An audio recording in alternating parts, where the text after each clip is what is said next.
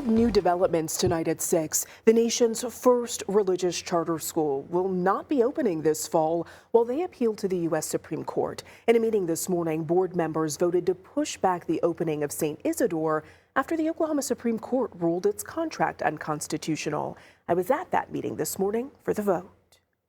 Our resolution for the day's board meeting. Given the Oklahoma Supreme Court's adverse ruling, the board confirms that the school will delay opening to students. After an executive session with the St. Isidore board, members voted unanimously to push back opening the school until at least the 2025-2026 school year. All in favor, say aye. They also approved a resolution on state funding. St. Isidore will not accept such funding until at least July 1st, 2025.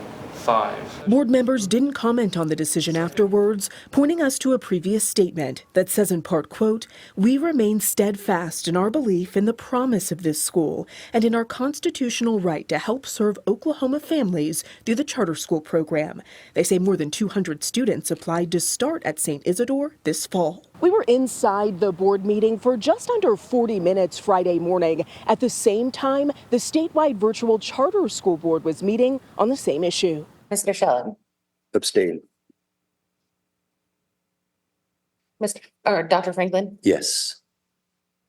Mr. Pearson. Yes. The vote to rescind the contract between the statewide virtual charter school board and St. Isidore failed at Friday's meeting. With only 3 of the 5 seats filled by board members, the 2 yes votes weren't enough. It's our responsibility, I think, to uphold the constitutional oaths that we all signed as board members and follow that directive. After a nearly hour-long executive session and about 15 minutes of open discussion, Chairman Dr. Robert Franklin said he wanted to follow the Oklahoma Supreme Court's ruling. Board member Brian Shellem said he wanted to see how it plays out in the legal system. We want to be in compliance with the order of the court, but I also want to allow that process to happen because they give us that process. This was the virtual school board's last meeting before a new board starts on Monday, July 1st. We told you St. Isidore would have been the nation's first taxpayer-funded religious charter school.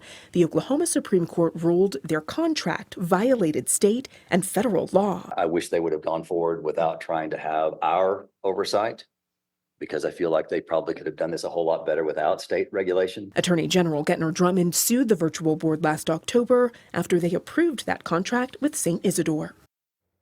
A second vote at the statewide virtual charter school board meeting also failed.